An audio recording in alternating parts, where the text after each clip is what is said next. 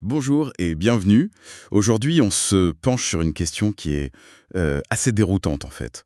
Comment c'est possible que notre espèce, Homo sapiens, qui a quand même cartographié le génome humain, qui envoie des robots sur Mars, soit la même qui, en parallèle, se laisse complètement piéger par des théories du complot farfelues ou des fausses nouvelles évidentes?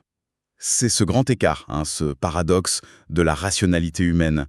C'est ça qu'on va explorer en s'appuyant sur les travaux de Steven Pinker. Oui, c'est un peu comme si on avait un super ordinateur dans la tête, capable de faire des calculs incroyables, mais qui plante systématiquement dès qu'on lui demande d'ouvrir une simple pièce jointe. On va essayer de regarder un peu sous le capot de notre cerveau pour comprendre non seulement les outils extraordinaires qu'il a, mais aussi et surtout où se trouvent les pannes, quoi. L'idée, c'est de mieux se connaître pour peut-être penser un peu plus clair. J'aime beaucoup cette image de regarder sous le capot. Et pour ça, la première chose que Pinker nous invite à faire, c'est de se défaire d'une idée reçue. L'idée que la rationalité serait une invention récente, une sorte de luxe intellectuel occidental. Il nous emmène très loin de nos bureaux, dans le désert du Kalahari, à la rencontre des chasseurs-sang. Du chasseur-cueilleur qui agit purement à l'instinct. Or, les travaux de l'anthropologue Louis Liebenberg, que Pinker cite beaucoup, pulvérisent complètement ce cliché. Les sons sont pas juste des survivants instinctifs, ce sont des véritables scientifiques du quotidien. Leur survie dépend directement de leur capacité à raisonner.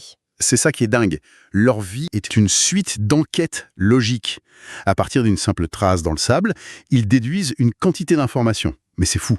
L'espèce de l'animal, bien sûr, mais aussi son sexe, son âge, s'il est blessé. Ou même juste fatigués, ils voient ça à des micro-signes, comme la façon dont un sabot a traîné sur quelques millimètres. C'est une cascade de déduction en fait. Et ça va plus loin que ça. Ah oui, bien plus loin. Ils font très bien la distinction entre corrélation et causalité. Et ça, c'est quelque chose avec laquelle même des scientifiques modernes se débattent parfois. Liebenberg raconte cette anecdote d'un pisteur qui dit: quand cet oiseau chante, le sol s'assèche et les racines deviennent bonnes à manger. On pourrait croire à une pensée magique. Oui, on pourrait se dire, voilà, c'est une superstition. Exactement. Mais ses compagnons le reprennent tout de suite. Ah oui. Il lui explique que c'est pas le chant de l'oiseau qui provoque la sécheresse, mais le soleil. L'oiseau, lui, il ne fait qu'annoncer que la saison sèche approche. Ils ont parfaitement saisi la nuance. L'oiseau est un indicateur, un signal, pas la cause.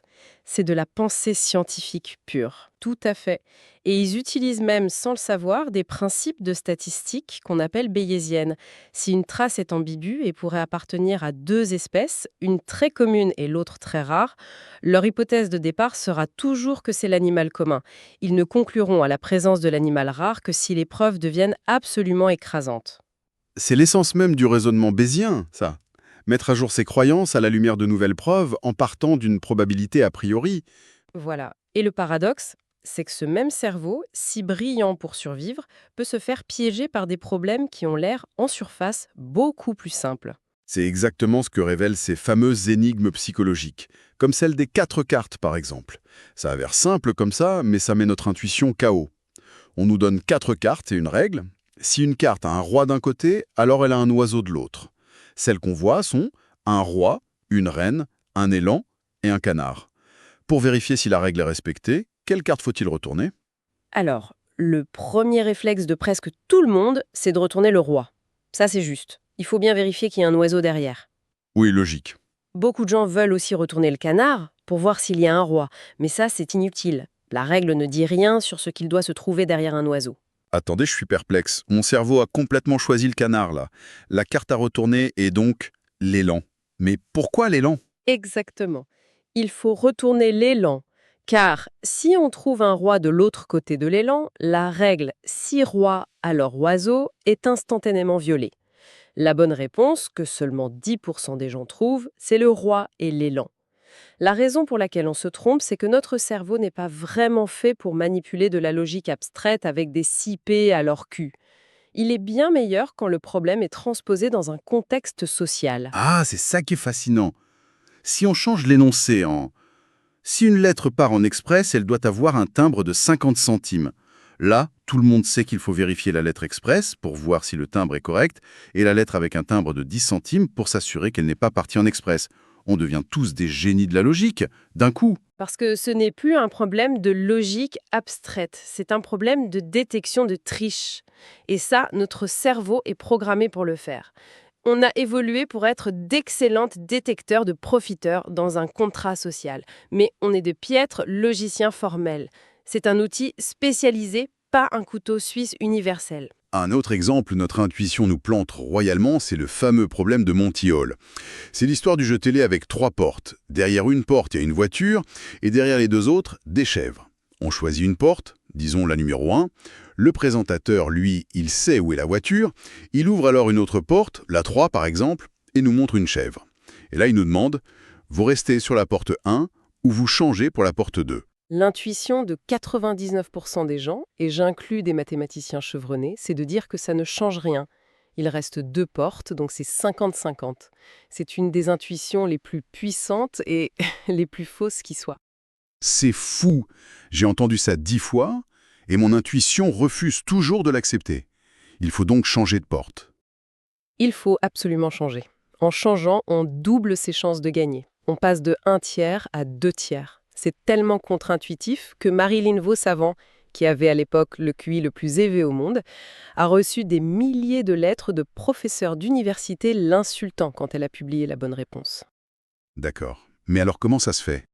Pour le comprendre, le plus simple, c'est de changer d'échelle. Imaginez qu'il y ait 100 portes. Vous en choisissez une. Vous avez donc une chance sur 100 de tomber sur la voiture. D'accord, logique. Et donc, 99 chances sur 100 qu'elle soit derrière une des 99 autres portes ? Exactement. Maintenant, le présentateur qui sait tout ouvre 98 des autres portes pour vous montrer 98 chèvres. Il ne reste que votre porte et une seule autre porte fermée. Il vous propose d'échanger. Là, l'intuition s'inverse. Bien sûr qu'il faut échanger. Ah oui, vu comme ça, c'est évident. Votre porte de départ n'avait qu'1% de chance. Les 99 autres portes totalisaient 99% de chance. En éliminant 98 mauvaises options parmi elles, le présentateur n'a pas réparti ce 99% au hasard. Il a concentré la quasi-totalité de la probabilité sur la seule porte qu'il a laissée fermer. Son geste, ce n'est pas du spectacle, c'est une information capitale. C'est limpide. Et ça montre à quel point notre bon sens est un mauvais guide face aux probabilités. Ce qui nous amène au 3e exemple, le problème de Linda. On nous décrit un personnage, Linda, 31 ans, passionnée de justice sociale, militante, etc. Et la question est-il plus probable qu'elle soit caissière de banque ou caissière de banque et active dans le mouvement féministe ? Et presque tout le monde répond caissière de banque et féministe. Pourquoi ? Parce que la description de Linda correspond parfaitement à notre stéréotype de la militante. Mais c'est une impossibilité logique. L'ensemble des caissières féministes est forcément plus petit ou, à la limite, égal à l'ensemble des caissières. Un sous-ensemble ne peut jamais être plus probable que l'ensemble qui le contient. C'est ce qu'on appelle l'erreur de conjonction. C'est le biologiste Stephen Jay Gould qui disait à ce sujet « Je sais que c'est faux, et pourtant, un petit homoncule dans ma tête continue de me crier « Mais elle ne peut pas être juste une caissière, lisez la description ». Cet homoncule, c'est notre cerveau qui préfère une bonne histoire à une vérité statistique. Une histoire cohérente, plausible, sera toujours plus séduisante pour nous qu'une probabilité brute. Et cet effet, il est partout. Si on transpose ça aujourd'hui, ça explique pourquoi on a plus de chances de cliquer sur un titre qui dit « Un politicien corrompu impliqué dans un scandale financier » que sur « Un politicien impliqué dans un scandale financier ». Le détail corrompu rend l'histoire plus vivante, plus représentative, même si elle est logiquement moins probable. Tous ces exemples, en fait, ils pointent vers la même conclusion. Notre appareil à raisonner est puissant, mais il a des angles morts spectaculaires. Et c'est là que Pinker introduit un concept clé, le raisonnement motivé. L'idée, qui est assez déprimante, c'est que souvent, on n'utilise pas notre raison pour découvrir la vérité, mais pour justifier ce qu'on a déjà envie de croire. Et le plus troublant avec ce biais, ce n'est pas qu'il touche les gens peu éduqués, c'est même le contraire. L'expérience qu'il cite sur le contrôle des armes à feu est glaçante. On donne les mêmes données chiffrées à des démocrates et à des républicains sur l'efficacité d'une loi. Non seulement chacun interprète les chiffres pour confirmer sa propre opinion, mais ce sont les participants les plus forts en maths, les plus doués en calcul, qui sont les meilleurs pour tordre les données dans le sens qui les arrange. Ça veut dire que plus on est intelligent, plus on est doué pour se mentir à soi-même et aux autres. Dans certains contextes, oui. L'intelligence devient une arme au service du biais. Le chercheur Dan Kahan appelle ça la rationalité expressive. Le but du raisonnement n'est plus d'arriver à une conclusion juste, c'est d'afficher son allégeance à son groupe, à sa tribu. Dire « les chiffres prouvent que j'ai raison » est un signal de loyauté plus fort que de simplement dire « je suis de votre côté ». D'accord. Et pour comprendre comment on en arrive là, Pinker propose une distinction très utile entre deux modes de pensée qui cohabitent en nous. Oui, la mentalité de la réalité et la mentalité mythologique. La mentalité de la réalité. Nos croyances doivent coller aux faits. C'est le mode qu'on utilise pour construire un pont, faire la cuisine ou opérer un patient. Si on se trompe, les conséquences sont immédiates et concrètes. Le pont s'écroule, le plat est immangeable. Nos croyances sont constamment testées par le réel. Et de l'autre côté, il y a la mentalité mythologique. Dans ce mode-là, les croyances n'ont pas pour but de décrire le monde factuellement. Elles servent à autre chose. Créer du lien social, donner un sens à l'existence, inspirer, divertir. Pensez aux mythes fondateurs d'une nation, aux dogmes religieux, aux grandes narratives politiques, ou même à la ferveur d'un supporter de foot. Personne ne vérifie factuellement si l'esprit d'équipe de son club est supérieur. Y croire, c'est ça qui crée la communauté. Le problème, c'est quand on applique les règles d'un monde à l'autre. Quand on commence à traiter une question qui relève de la réalité, comme l'efficacité d'un vaccin, avec une mentalité mythologique. C'est là que tout déraille. Quand la croyance en une théorie du complot, qui relève de la mentalité mythologique, ça crée une communauté, ça donne le sentiment de détenir un savoir caché, ça dicte des actions dans le monde réel, comme le refus de se faire vacciner ou le recours à la violence politique. On utilise un logiciel conçu pour la cohésion de groupe pour prendre des décisions techniques sur le monde physique. C'est une erreur de catégorie qui peut avoir des conséquences mortelles. Et ces conséquences sont partout, même dans nos vies personnelles. Une mauvaise compréhension des probabilités peut nous faire prendre des décisions financières désastreuses, comme tout miser sur une action à la mode. Une pensée irrationnelle sur la santé peut nous faire préférer un traitement naturel inefficace à une médecine éprouvée. L'enjeu est immense. Mais, et c'est le message d'espoir de Pinker, il ne faut pas sombrer dans le cynisme. Malgré tous ces biais, la rationalité, quand on s'efforce de l'appliquer collectivement, est la force de progrès la plus puissante que l'humanité ait jamais découverte. Toutes les grandes avancées des derniers siècles, que ce soit la chute de la mortalité infantile, la quasi-éradication de l'extrême pauvreté ou la diminution de la violence, sont le résultat direct de l'application de la raison et de la science. Et ce n'est pas seulement un progrès matériel. Pinker insiste beaucoup sur le fait que le progrès moral, lui aussi, découle de la rationalité. Ce n'est pas juste une question de devenir de meilleures personnes. C'est un point absolument crucial.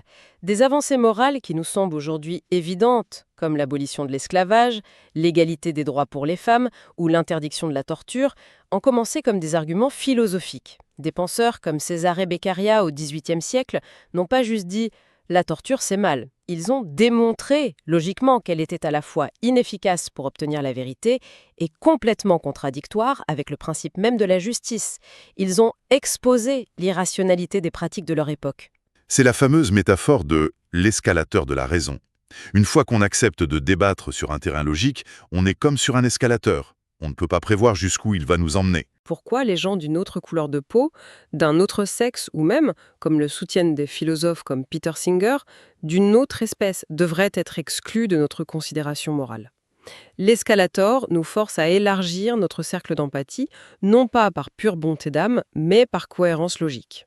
Bon, pour résumer un peu notre exploration, on a vu que la rationalité, c'est à la fois une compétence innée, notre héritage de chasseurs-cueilleurs comme les San, et en même temps, un ensemble d'outils, la logique, les probabilités, la pensée critique, qu'il faut apprendre et pratiquer.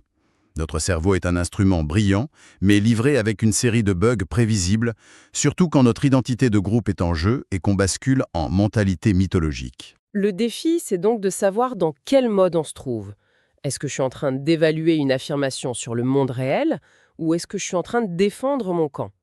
Et après avoir vu à quel point on est mauvais pour évaluer les probabilités, ça laisse une question en suspens pour le quotidien. Quand on prend une micro-décision, comme dépasser la limite de vitesse pour gagner 60 secondes, est-ce qu'on est vraiment en train de faire un calcul rationnel? Est-ce qu'on pèse ce gain minime contre la probabilité, certes très faible mais non nulle, d'une perte absolument catastrophique? C'est une excellente question pour la route. Reconnaître nos propres failles cognitives, ce n'est finalement pas un aveu de faiblesse. C'est peut-être le premier pas, le plus indispensable, pour prendre des décisions un peu plus sages pour soi-même et pour les autres. Merci de nous avoir écoutés.